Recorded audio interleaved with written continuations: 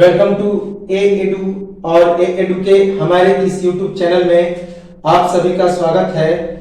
तो मध्यकालीन भारत के इतिहास को हम लोग पढ़ रहे थे और मध्यकालीन भारत के इतिहास के अंतर्गत हम लोग भक्ति आंदोलन के बारे में पढ़ रहे थे और भक्ति आंदोलन से पहले हम लोगों ने सूफी आंदोलन के बारे में देख लिया और सूफी आंदोलन के बाद भक्ति आंदोलन के कुछ महत्वपूर्ण संतों को भी देखा, जिसके अंतर्गत तुलसीदास, आदि गुरु शंकराचार्य, रामानुजाचार्य, इन सभी को हम लोगों ने देख लिया। अब हम लोग आते हैं भक्ति आंदोलन के कृष्णाश्रयी शाखा पर।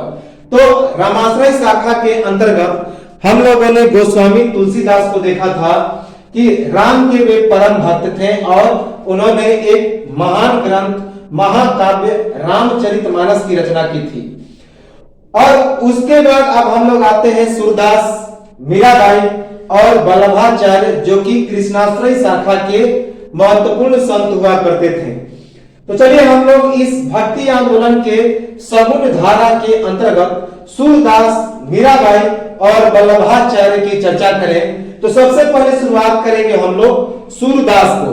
तो सूरदास सूरदास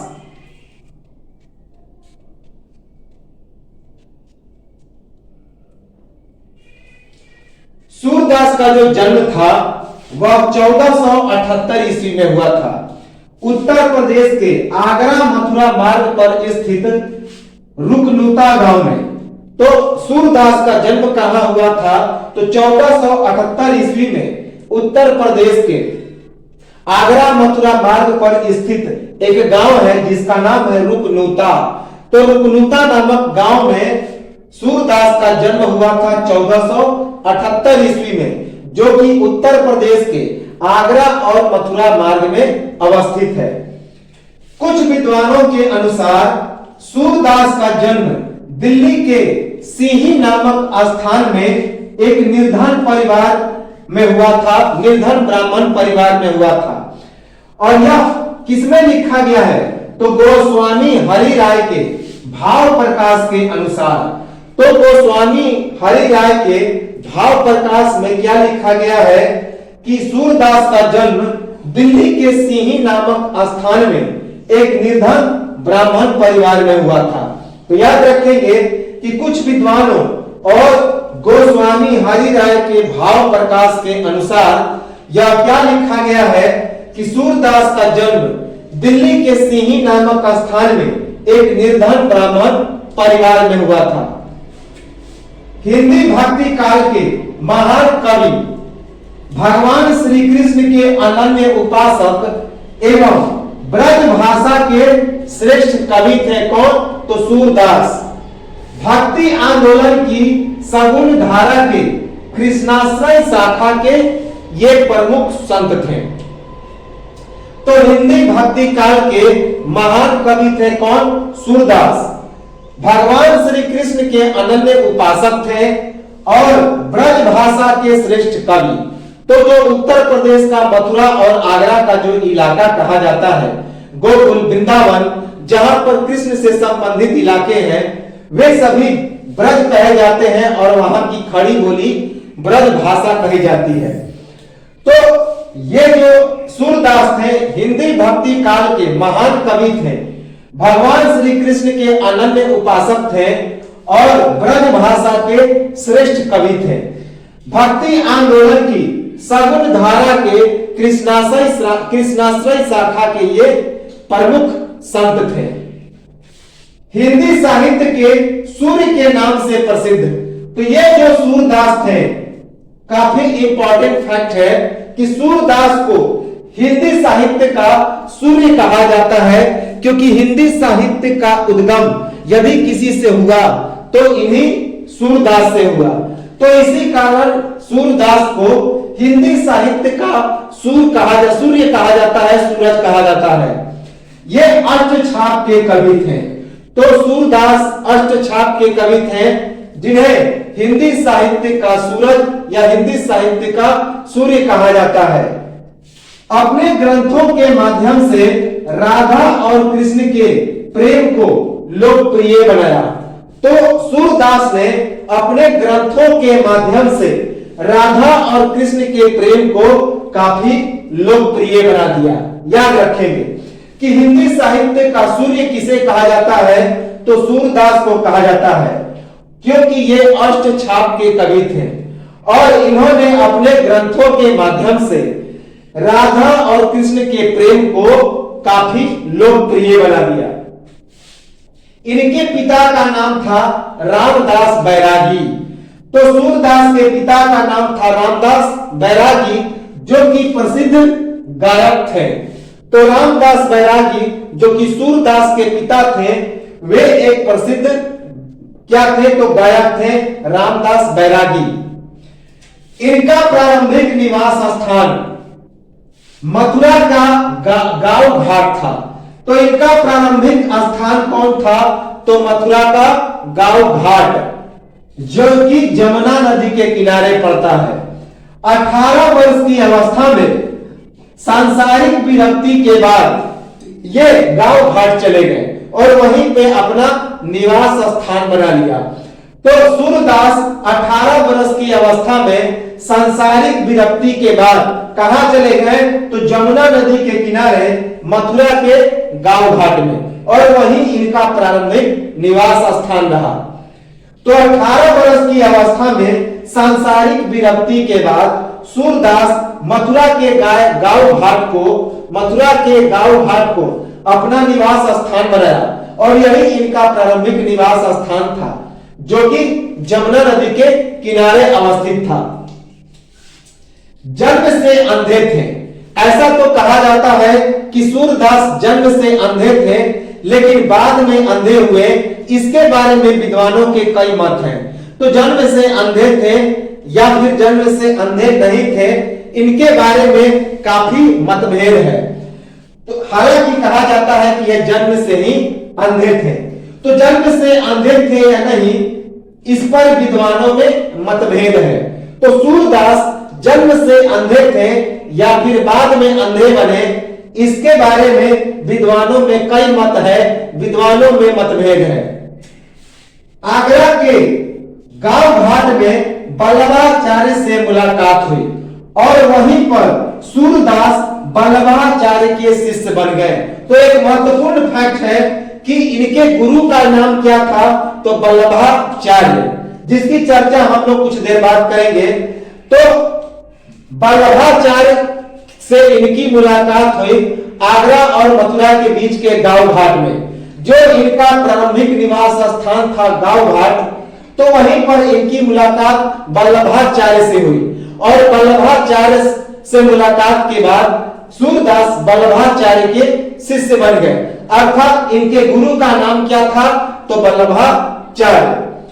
तो आगरा के गांव घाट में वल्लभाचार्य से सूरदास की मुलाकात हुई और वहीं पर सूरदास वल्लभाचार्य के शिष्य बन गए, अर्थात सूरदास के गुरु का नाम था वल्लभाचार्य। इंपॉर्टेंट है।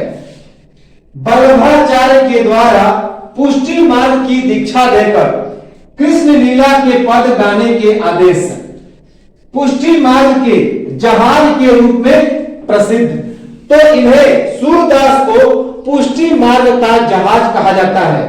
पुष्टि मार्ग के बारे में जब हम लोग वल्लभाचार्य के बारे में पढ़ेंगे, तो पुष्टि मार्ग क्या है उसके बारे में हम लोग पढ़ेंगे।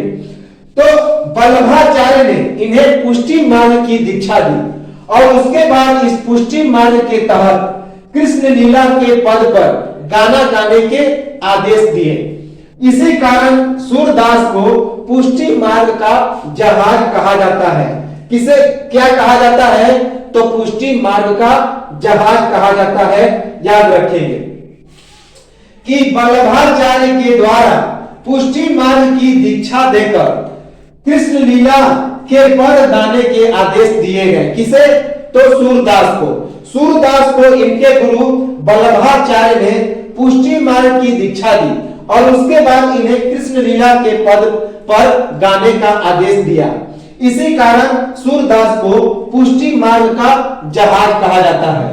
पुष्टि मार्ग का जहाज। इनकी मृत्यु 1583 ईस्वी में हुई। कहां पे? तो गोवर्धन के निकट परसोली ग्राम में। याद रखेंगे कि सूरदास की मृत्यु कहां पे हुई? तो 1583 ईस्वी में गोवर्धन के निकट परसौली नामक गांव में। तो गोवर्धन के निकट परसोली ग्राम में 1583 ईस्वी में सूरदास की मृत्यु हो गई। इनकी कौन कौन सी रचनाएं थी? वास्तव में तो 3 रचनाएं ही इनकी प्रसिद्ध है। 2 रचनाओं के बारे में भी माना जाता है कि इंपॉर्टेंट है, लेकिन कई और रचनाएं इन्होंने की, लेकिन मूल रचना 3 ही है। तो कौन कौन सी रचनाएं हैं? पहला सुर सारावली। तो सुर सारावली जिसमें 1107 छंद है। उसके बाद यह एक बृहद होली गीत है। यह 1502 ईस्वी में इसकी रचना हुई। तो पहला जो रचना था इनका सबसे इंपॉर्टेंट, उसका नाम है सुर सारावली, जिसमें 1107 छंद है। और यह जो ग्रंथ है बृहद होली गीत पर लिखा गया है, जो जिसकी रचना 1502 ईस्वी में हुई। उसके बाद दूसरा महत्वपूर्ण ग्रंथ है सुर सागर। सुर सागर में 1.25 लाख पदों का संग्रह किया गया है। तो सूरदास ने सुर सागर में 1.25 लाख पदों का संग्रह किया, जिसमें 7 से 8 हजार संग्रह ही मौजूद है।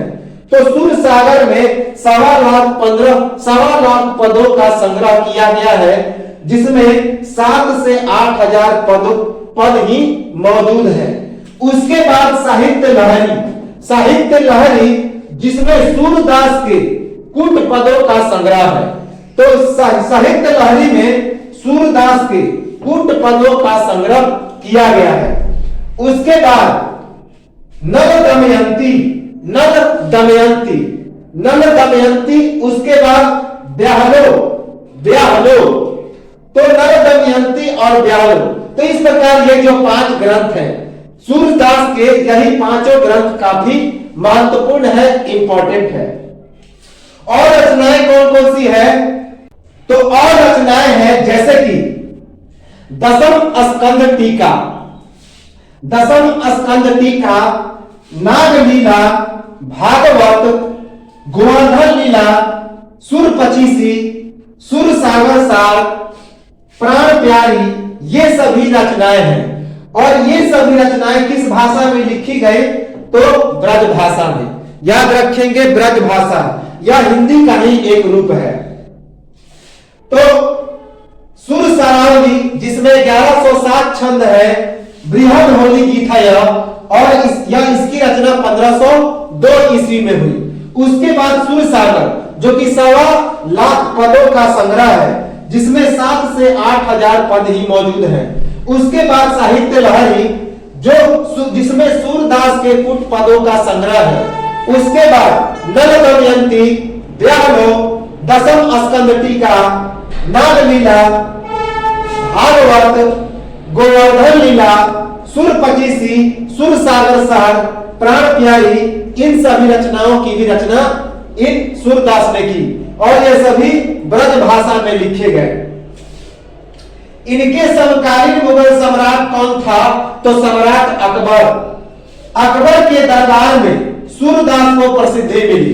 तो इनका समकालीन जो मुगल सम्राट था वह अकबर था, और अकबर के दरबार में ही सूरदास को काफी प्रसिद्धि मिली। याद रखेंगे, सगुन विद्या बताने के कारण ही अनेक सेवक निर्मित, और उनके द्वारा सूरदास की पूजा स्वामी के रूप में 6 वर्ष की अवस्था में ही सगुन विद्या से माता पिता को चकित कर दिया। तो 6 वर्ष की अवस्था में ही ये सूरदास सगुन विद्या के प्रकांड पंडित बन गए, और 6 वर्ष की अवस्था में ही अपने सगुन विद्या से अपने माता पिता को काफी चकित कर दिया। और सगुन विद्या को बताने के कारण ही इनके काफी सारे सेवक बन गए, और सेवक इनको स्वामी की तरह पूजा करने लगे। तो सगुन विद्या बताने के कारण ही इनके अनेक सेवक बने, और सेवकों के द्वारा सूरदास की पूजा स्वामी के रूप में की जाने लगी। 6 वर्ष की अवस्था में ही अपने सगुन विद्या विद्या के द्वारा सूरदास ने अपने माता पिता को काफी चकित कर दिया। गायन विद्या में प्रवीण तथा परम भगवदीय, ये जो सूरदास थे गायन विद्या में अपने पिता की तरह ही प्रवीण थे और काफी परम भगवदीय थे, अर्थात कृष्ण की भक्ति में काफी लीन थे। तो गायन विद्या में प्रवीण थे और परम भगवदीय थे। वार्ता में सूरदास के गोलोकवास का प्रसंग अत्यंत रोचक। तो एक पुस्तक है जिसका नाम है वार्ता। तो इस वार्ता में सूरदास के गोलोक का प्रसंग अत्यंत रोचक है। कहा गया है कि ये गोलोक में भी चले गए थे, गाय के लोक में भी चले गए थे। यह किसमें लिखा गया? तो वार्ता नामक पुस्तक में। तो वार्ता में सूरदास के गोलोक वास का प्रसंग अत्यंत ही रोचक है। गोलोकवास याद रखें। इन्हें वात्सल्य रस का सम्राट से उपाधि प्राप्त हुई। इन्हें कौन सी उपाधि प्राप्त हुई? तो वात्सल्य रस का सम्राट। तो सूरदास को वात्सल्य रस का सम्राट कहा गया, याद रखेंगे। तो ये तो थे सूरदास। अब हम लोग चलते हैं मीराबाई की ओर। तो अब हम लोग चलते हैं किसकी ओर? तो मीराबाई की ओर।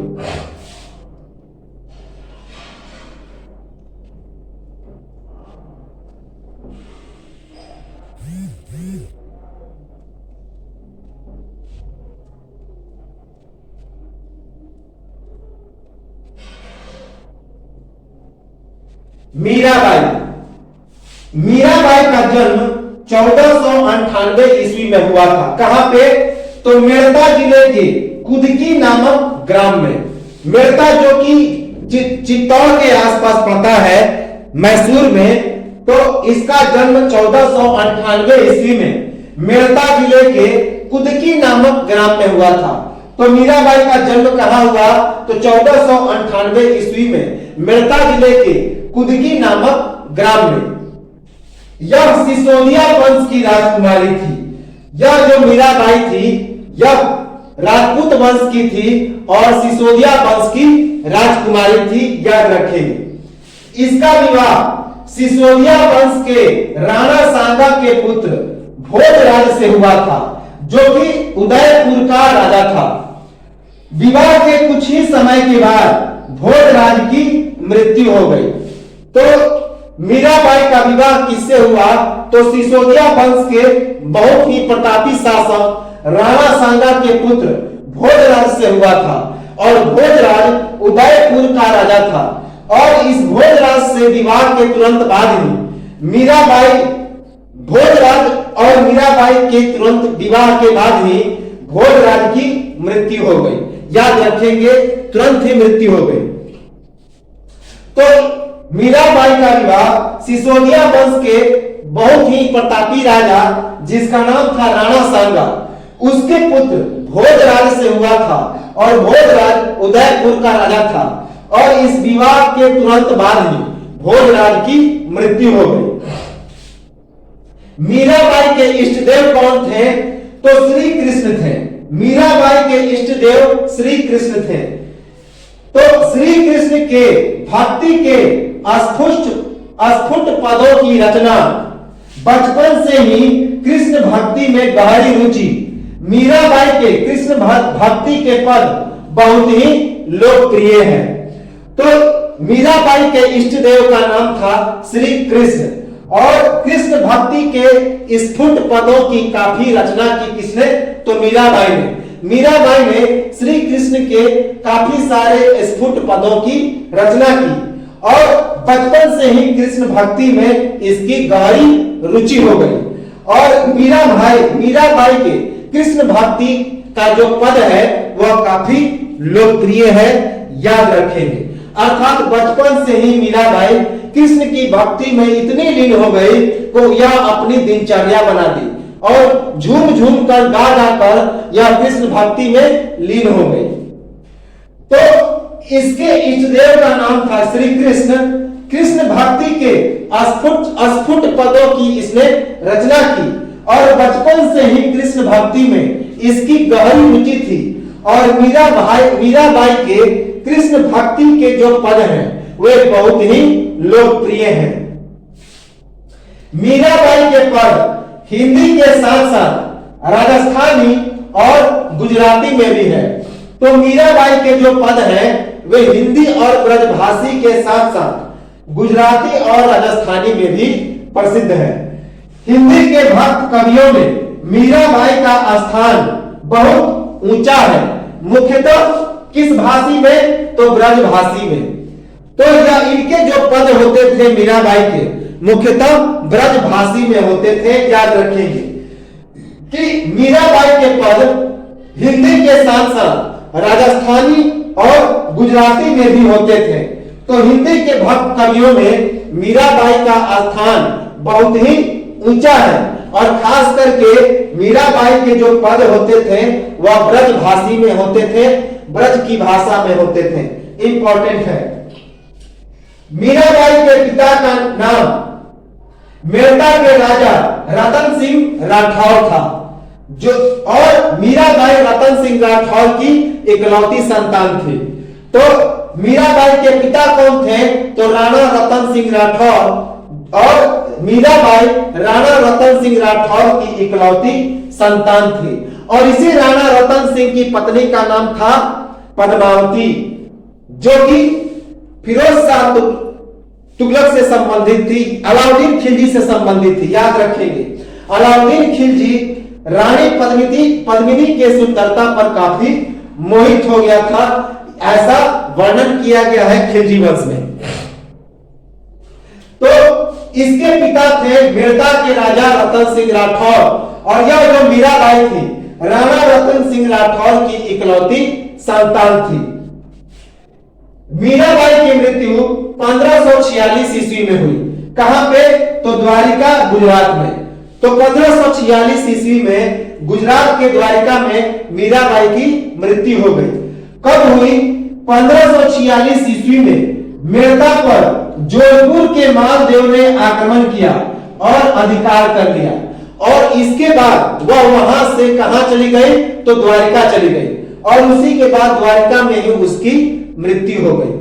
तो 1546 ईस्वी में मेरठा पर जोधपुर के मालदेव ने आक्रमण करके अधिकार कर लिया और वहां से यह मीराबाई कहां चली गई, तो द्वारिका चली गई और उसी वर्ष 1546 ईस्वी में उसकी द्वारिका में मृत्यु हो गई।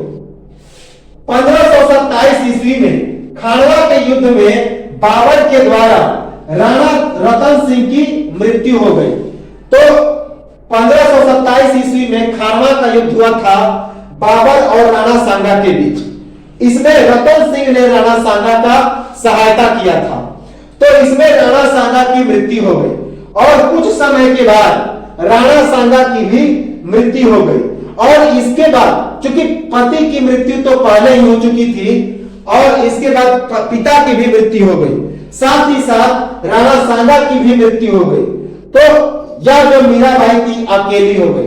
तो इसने क्या किया कि इसकी दिनचर्या कृष्ण की भक्ति में लीन होकर नृत्य गान की हो गई। तो इसने अपने दिनचर्या किसे बना ली, तो कृष्ण की भक्ति में लीन होकर नृत्य ज्ञान को ही इसने अपनी दिनचर्या बना ली। तो 1527 ईस्वी में खानवा के युद्ध में बाबर ने राणा रतन सिंह को मौत के घाट उतार दिया और इसके बाद खानवा के युद्ध में बाबर जीत गया। इस युद्ध की समाप्ति के बाद राणा सांगा की भी मृत्यु हो गई और राणा सांगा की मृत्यु हो जाने के बाद जो मीराबाई की दिनचर्या थी वह कृष्ण की भक्ति में लीन होकर नृत्य गान को ही बना दिया गया। नृत्य गान को अपनी दिनचर्या बना दी क्योंकि वह अकेली हो गई, तो अपनी दिनचर्या में कृष्ण की भक्ति को ही उसने ला दिया और नाच गान करके कृष्ण की भक्ति वह करती रहती। याद रखेंगे, इंपॉर्टेंट है। मीराबाई के भक्ति गीतों को पदावली की संज्ञा, मीराबाई के भक्ति गीतों को क्या कहा गया है, तो पदावली कहा गया है। याद रखेंगे कि मीराबाई के जो भक्ति गीत हैं उन्हें क्या कहा गया, तो उन्हें पदावली कहा गया। पदावली। मीराबाई के गुरु का नाम था संत रविदास, जिसे भक्त रविदास के नाम से भी जानते हैं। तो मीराबाई के गुरु का क्या नाम था? संत रविदास या भक्त रविदास। हम लोग जब रविदास को पढ़ेंगे तो रविदास के बारे में एक फैक्ट काफी इंपॉर्टेंट है। रविदास ने कहा था, मन चंगा तो कठौती में गंगा, जो कथा काफी प्रसिद्ध है। तो उसको हम लोग देखेंगे जब हम लोग रविदास के बारे में पढ़ेंगे। तो इसके गुरु का नाम था संत रविदास या फिर भक्त रविदास। संत रविदास या भक्त रविदास। मीराबाई के बारे में एक कहानी है। पति की मृत्यु के बाद मीराबाई को पति के साथ सती करने का प्रयास किया गया, किंतु मीराबाई इसके लिए तैयार नहीं हुई। मीरा के पति का अंतिम संस्कार चित्तौड़ में किया गया, मीरा की अनुपस्थिति में। पति की मृत्यु के बाद भी मीराबाई ने अपना श्रृंगार नहीं उतारा, क्योंकि मीराबाई मन ही मन श्री कृष्ण को अपना पति मान चुकी थी, इसीलिए उसने श्रृंगार नहीं उतारा। याद रखेंगे, इंपॉर्टेंट है। तो मीराबाई के बारे में एक कहानी है कि जब मीराबाई के पति, जिसका नाम था भोजराज, तो जब भोजराज की मृत्यु हो गई तो मीराबाई को भी सती बनाने का प्रयास किया गया उसके राज परिवारों के द्वारा। तो राज परिवारों के द्वारा जब उसे सती बनाने का प्रयास किया गया, अर्थात जिंदा ही उसे चिता पर लिटाने का प्रयास किया गया, लेकिन मीराबाई भाग खड़ी हुई और भागने के बाद वह उसके अनुपस्थित वह कहां चली गई? तो अभी हमने बताया वह द्वारिका चली गई थी, और उसकी अनुपस्थिति में ही उसके पति को चित्तौड़ में अंतिम संस्कार कर दिया गया।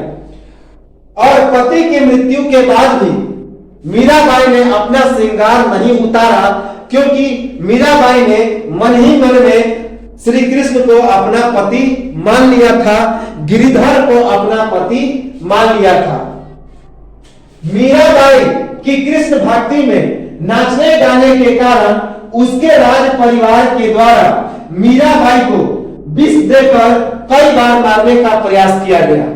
तो मीराबाई के जो राज परिवार थे मीराबाई से खुश नहीं थे, क्योंकि मीराबाई कृष्ण की भक्ति में हमेशा नाचती गाती रहती थी।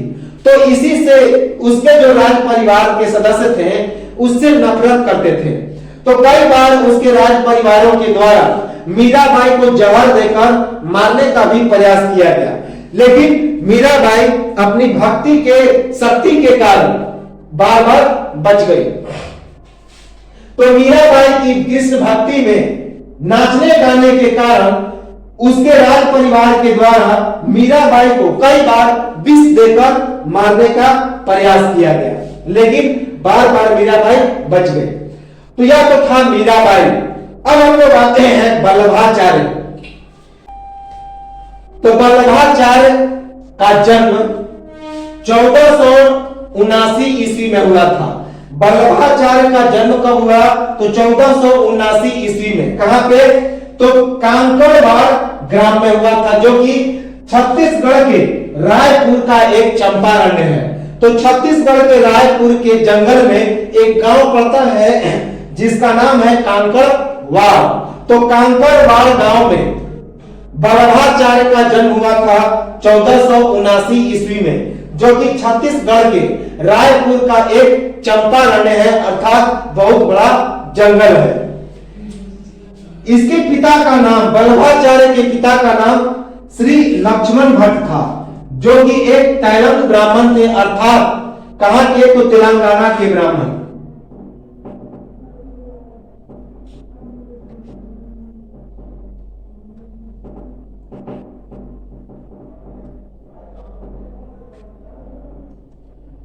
तो वल्लभाचार्य के पिता का नाम था श्री लक्ष्मण भट्ट, जो कि एक तैलंग ब्राह्मण थे, अर्थात तेलंगाना के ब्राह्मण थे। इनकी माता का नाम इलम्मा गारू था। तो भक्तिकालीन सगुन धारा की कृष्णाश्रय शाखा के आधार स्तंभ थे कौन? तो वल्लभाचार्य। इन और पुष्टि मार्ग के प्रणेता थे और वेद शास्त्र में ये काफी पारंगत थे। वैश्वानरावतार अर्थात अग्नि के अवतार के रूप में ये प्रसिद्ध थे। वैश्वानरावतार अर्थात इन्हें अग्नि का अवतार भी कहा जाता है।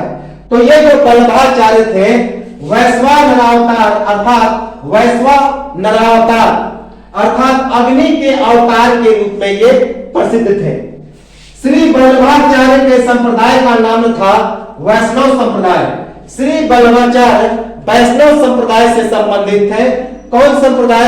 तो वैष्णव संप्रदाय, जिसे वल्लभ संप्रदाय या पुष्टि मार्ग संप्रदाय के नाम से भी जाना जाता है। तो श्री वल्लभाचार्य किस संप्रदाय से थे? तो वैष्णव संप्रदाय से थे, जिसे वल्लभ संप्रदाय या पुष्टि मार्ग संप्रदाय के नाम से जाना जाता है। इनकी दीक्षा किसके द्वारा हुई? तो श्री रुद्र संप्रदाय के श्री बिल्व मंगलाचार्य जी के द्वारा अष्टादशाक्षर गोपाल मंत्र की दीक्षा तथा त्रिदंड संन्यास की दीक्षा स्वामी नारायणेंद्र तीर्थ के द्वारा। तो इनकी जो दीक्षा हुई दो गुरुओं से हुई। पहली जो दीक्षा हुई वह दीक्षा किसके द्वारा? तो श्री रुद्र संप्रदाय के श्री बिल्व मंगलाचार्य के द्वारा अष्टादशाक्षर गोपाल मंत्र की दीक्षा। तो अष्टादशाक्षर गोपाल मंत्र की दीक्षा किसके द्वारा हुई? वल्लभाचार्य को। तो रुद्र संप्रदाय के श्री बिल्व मंगलाचार्य जी के द्वारा। जबकि श्री त्रिदंड संन्यास की दीक्षा किसके द्वारा मिली? तो स्वामी नारायणेंद्र तीर्थ के द्वारा। तो याद रखेंगे स्वामी नारायणेंद्र तीर्थ के द्वारा वल्लभाचार्य को त्रिदंड संन्यास की शिक्षा मिली। जबकि रुद्र संप्रदाय के श्री बिल्व मंगलाचार्य के द्वारा इन्हें अष्टादशाक्षर गोपाल मंत्र की दीक्षा प्राप्त हुई। इनकी पत्नी कौन थी? तो श्री देव भट्ट जी की कन्या महालक्ष्मी। तो इनकी पत्नी का नाम था महालक्ष्मी, जो कि श्री देव भट्ट जी की कन्या थी, श्री देव भट्ट जी की पुत्री थी। याद रखेंगे। इनके दो पुत्र थे, एक का नाम था गोपीनाथ तथा दूसरे का नाम था श्री विठलनाथ। तो वल्लभाचार्य के दो पुत्र थे, एक का नाम था गोपीनाथ और दूसरे का नाम था श्री विठलनाथ। 1526 ईस्वी में भागवत प्रेरणावश ब्रज क्षेत्र स्थित गोकुल के गोवर्धन पर्वत पर अपने शिष्य पूरनमल खत्री के सहयोग से श्रीनाथ जी के एक भव्य मंदिर का निर्माण किया। वहां विशिष्ट सेवा भाव से श्री कृष्ण की भक्ति स्वर लहरों एवं नृत्य ज्ञान से होता था। तो वल्लभाचार्य ने 1526 ईस्वी में भागवत प्रेरणावश ब्रज क्षेत्र में स्थित गोकुल के गोवर्धन पर्वत पर अपने शिष्य पूरनमल खत्री के सहयोग से एक भव्य मंदिर का निर्माण किया। किसके मंदिर? तो श्रीनाथ जी के भव्य मंदिर का निर्माण किया और वहां पर विशिष्ट सेवा भाव से कृष्ण भक्ति वे विशिष्ट सेवा भाव से कृष्ण भक्ति करने लगे, विशिष्ट स्वर लहरों के साथ और नृत्य गान के साथ। तो नृत्य गान के साथ और विशिष्ट स्वर लहरों के साथ वे वहां पर क्या करने लगे? तो श्री कृष्ण की भक्ति करने लगे। तो याद रखेंगे श्रीनाथ जी के भव्य मंदिर का निर्माण किया। श्रीनाथ अर्थात श्री कृष्ण। कहां पे? तो ब्रज भाषा के गोकुल पर्वत पर। और किसके सहयोग से? तो अपने शिष्य पूरनमल खत्री के सहयोग से, जो कि भागवत प्रेरणावश ब्रज क्षेत्र में स्थित है। 1526 ईस्वी में इनका एक मत था। इन्होंने 3 मत दिए, पहला ब्रह्म, दूसरा जगत और तीसरा जीव। तो इनके 3 मत थे, पहला ब्रह्म, दूसरा जगत और तीसरा जीव। ब्रह्म के 3 स्वरूप वर्णन किए गए। तो वल्लभाचार्य के द्वारा ब्रह्म के 3 स्वरूपों का वर्णन किया गया। पहला आदि वैदिक, दूसरा आध्यात्मिक और तीसरा अंतर्यामी रूप। तो वल्लभाचार्य के अनुसार ब्रह्म के 3 रूप हैं। पहला जो है आधिदैविक कहा जाता है, दूसरा आध्यात्मिक कहा जाता है और तीसरा अंतर्यामी रूप है।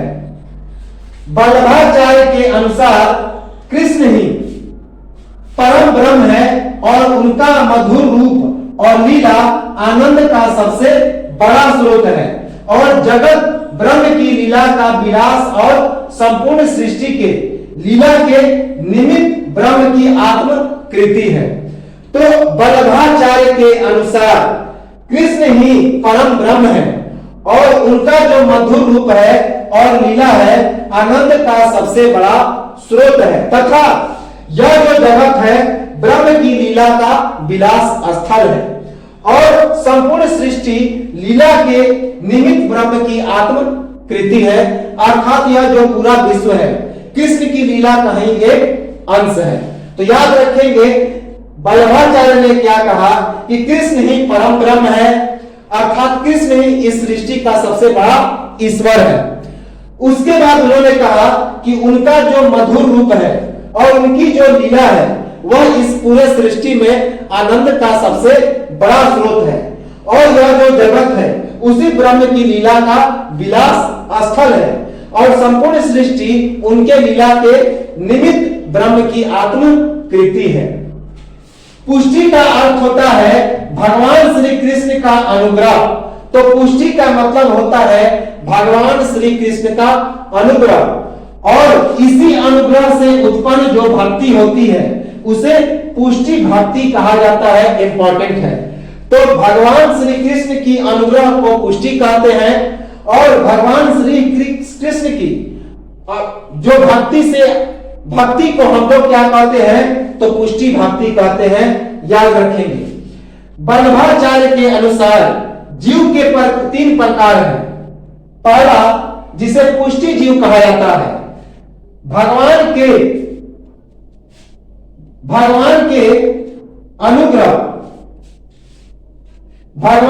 अनुग्रह पर निर्भर रहते हुए नित्य लीला में प्रवेश के जो अधिकारी होते हैं उन्हें पुष्टि जीव कहते हैं।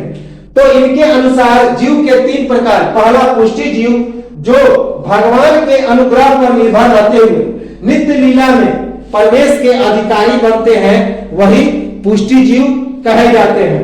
दूसरे जीव का नाम है मर्यादा जीव। दूसरे जीव का नाम है क्या? मर्यादा जीव। वैदोक्त विधियों का अनुसरण करके विभिन्न लोगों की प्राप्ति करने वाले जो जीव होते हैं उन्हें मर्यादा जीव कहते हैं, अर्थात वेदों के विधियों का अनुसरण करके जो भिन्न भिन्न लोगों की प्राप्ति करते हैं उन्हें मर्यादा जीव कहा जाता है। तीसरा जो जीव है उसे प्रवाह जीव कहा गया। तो वल्लभाचार्य ने तीसरे जीव को क्या कहा तो उसे प्रवाह जीव कहा। इसके अनुसार जगत प्रपंच में रहकर सांसारिक सुखों की प्राप्ति हेतु चेष्टारत जो करते हैं, जो चेष्टारत होते हैं उन्हें ही प्रवाह जीव कहा जाता है। कि जगत प्रपंच में रहकर जो सांसारिक सुखों की प्राप्ति करते हैं, सांसारिक सुखों की प्राप्ति की चेष्टा करते हैं, उन्हें ही प्रवाह जीव कहा जाता है, याद रखेंगे। वल्लभाचार्य के अनुसार पुष्टि मार्ग का आधारभूत सिद्धांत क्या है? तो वल्लभाचार्य के अनुसार पुष्टि मार्ग का आधारभूत सिद्धांत है प्रेम लक्षणा भक्ति। उक्त मनोरथ की पूर्ति का मार्ग है जिस ओर जीव प्रकृति मात्र भागवतानुग्रह द्वारा ही संभव है। तो प्रेम लक्षण भक्ति जो है मनोरथ की प्राप्ति का मार्ग है। तो इनका वल्लभाचार्य का मूल सिद्धांत क्या था? मूल सिद्धांत था प्रेम लक्षण भक्ति। तो प्रेम के लक्षण से जो भक्ति होता है वही मूल सिद्धांत होता है मोक्ष की प्राप्ति का। और इसी सिद्धांत को बताया था वल्लभाचार्य ने। तो उन्होंने क्या कहा कि इसी मार्ग से मनोरथ की प्राप्ति होती है जिस ओर जीव प्रवृत्ति मात्र भगवदनुग्रह द्वारा ही संभव है। तो यह किसके द्वारा संभव है? तो भगवदनुग्रह अर्थात ईश्वर की भक्ति के द्वारा।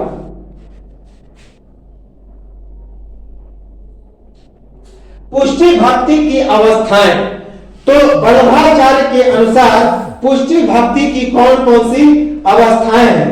तो पहला जो अवस्था है प्रेम, आसक्ति और व्यसन। तो पुष्टि मार्ग की कौन कौन सी अवस्थाएं हैं? तो प्रेम, आसक्ति और व्यसन। तो पुष्टि मार्ग की जो अवस्थाएं हैं, 3 अवस्थाएं बताए हैं वल्लभाचार्य ने। पहला प्रेम, दूसरा आसक्ति और तीसरा व्यसन। मर्यादा भक्ति की अवस्था, यह है भगवत प्राप्ति। तो वल्लभाचार्य के अनुसार मर्यादा भक्ति की अवस्था है भगवत प्राप्ति। पुष्टि भक्ति मर्यादा भक्ति से श्रेष्ठ है। तो वल्लभाचार्य ने पुष्टि भक्ति को मर्यादा भक्ति से श्रेष्ठ माना है, याद रखेंगे। पुष्टि भक्ति में किसी साधन की आवश्यकता न होकर मात्र भगवत कृपा का आश्रय होता है। तो वल्लभाचार्य के अनुसार पुष्टि भक्ति में किसी और साधन की आवश्यकता नहीं होती, केवल भगवत कृपा की आवश्यकता होती है, ईश्वर की भक्ति की ही जरूरत होती है। तो पुष्टि भक्ति में साधन की आवश्यकता न होकर मात्र भगवत कृपा का ही आश्रय होता है। आदि गुरु शंकराचार्य के अद्वैत सिद्धांत के विपरीत इन्होंने शुद्धाद्वैतवाद नामक सिद्धांत के प्रचलन की शुरुआत की। और ये विष्णु स्वामी के ये कौन से मूल प्रवर्तक थे? और इस शुद्धाद्वैतवाद के मूल प्रवर्तक किसे माना जाता है? तो विष्णु स्वामी को। तो जिस प्रकार आदि गुरु शंकराचार्य ने अद्वैतवाद नामक सिद्धांत का प्रवर्तन किया, तो ठीक उसके विपरीत वल्लभाचार्य ने शुद्धाद्वैतवाद नामक सिद्धांत का प्रचलन किया। और इस शुद्धाद्वैतवाद के मूल प्रवर्तक कौन थे? तो विष्णु स्वामी। इन्होंने 16 महत्वपूर्ण ग्रंथों की रचना की। तो वल्लभाचार्य ने 16 महत्वपूर्ण ग्रंथों की रचना की। कौन कौन? यमुनाष्टक, बालबोध, सिद्धांत मुक्तावली, पुष्टि प्रवाह, उसके बाद अंत कारण बोध, विवेक धैर्याश्रय, सिद्धांत रहस्य, नवरत्न स्रोत, उसके बाद अंतःकरण प्रबोध, मर्यादा भेद, विवेक धैर्याश्रय, श्री कृष्णाश्रय, उसके बाद चतुश्लोकी, भक्ति वधनी, जल भेद, पंचपद्यानी, संन्यासी निर्णय, निरोध लक्षण और सेवा फल। तो कौन कौन से 16 ग्रंथों की रचना की वल्लभाचार्य ने? तो पहला यमुनाष्टक, दूसरा बालबोध, तीसरा सिद्धांत मृततावली, चौथा पुष्टि प्रवाह, पांचवा मर्यादा भेद, छठा सिद्धांत रहस्य, सातवां नवरत्न स्रोत, आठवां अंतःकरण प्रबोध, नौवां विवेक धैर्याश्रय, 10वां श्री कृष्णाश्रय, 11वां चतुश्लोकी, 12वां भक्ति वेदनी, 13वां जल भेद, पंचपद्यानी, उसके बाद संन्यास निर्णय और निरोध लक्षण तथा सेवा फल। तो इन सभी 16 ग्रंथों की रचना वल्लभाचार्य ने की। तो यह था वल्लभाचार्य, सूरदास और मीराबाई, जो कि कृष्णाश्रय शाखा के महत्वपूर्ण संत थे। इसके बाद वल्लभाचार्य के कुछ छोटे फैक्ट बचे हैं, जिनको हम लोग अगले वीडियो में देखेंगे। और उसके बाद शुरुआत करेंगे हम लोग किसके शाखा के? तो रचनाश्रय शाखा और प्रेमाश्रय शाखा। तो देखेंगे मलिक मोहम्मद जायसी को और कुछ अन्य तथ्यों को, कबीर दास को देखेंगे और भी कई संतों को देखेंगे। तो इसकी एक स्क्रीनशॉट लें और मिलेंगे हम लोग अगले वीडियो में और कंटिन्यू करेंगे वल्लभाचार्य को और रचनाश्रय शाखा को। तब तक